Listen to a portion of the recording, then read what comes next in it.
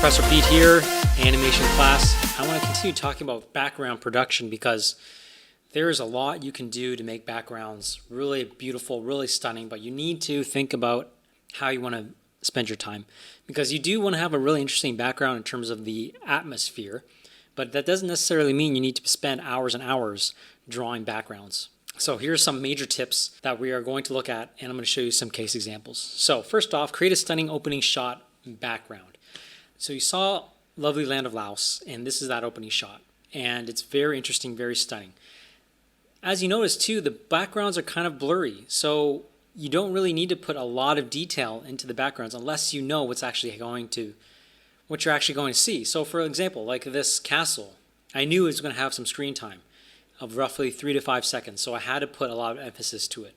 As you can see, that longer shot with the castle is pretty blurry, and so again, I could have cut some corners and kind of quickly throw some things together. That's really important that you think about how you are planning to have that background appear in your shots. So that being said, the next point, using placeholder. So that being said, using placeholder for different shots. This is Toy Store.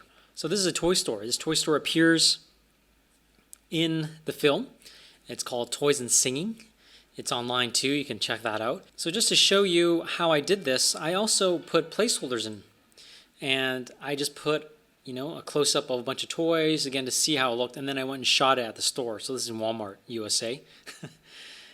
And putting things together, I used just my phone to take the pictures because it was less obvious, more discreet. And I just went in and just shot different shots. And you can see, yeah, it is a little pixelated, but it also still shows what's happening. At the same time, you don't want your backgrounds to be too busy.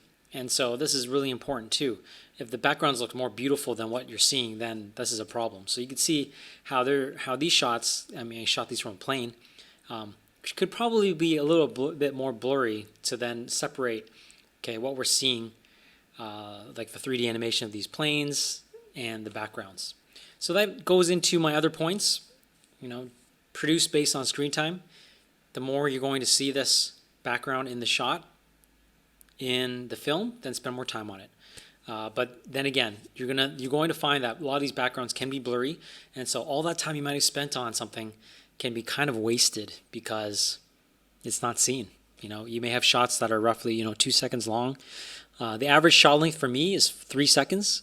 I'll talk more about it in detail in the coming weeks when it comes to cinematography and storyboarding, animatics. But most of the time, these shots are not very long. And we're getting more and more used to seeing a shot for a very short time. You see, watch these music videos, especially K-pop, for example. You barely see the people. It's like 1 second shots, and it just rolls around. Your eyes are just going, what am I watching? But that energy holds you in place, and you're watching, 3 minutes of a music video of some song or some dancing. You don't know who these people are, what they look like. So those are just some major tips. Again, use placeholders whenever you can. Find stuff on the internet, put it in your backgrounds, see how it looks. And then later you can decide, okay, I like this as a photograph, or I want to just draw over it using Photoshop or whatever. And you have yourself a unique and interesting background. So that's all I've got, just a short video. And keep working, Professor Pete, out.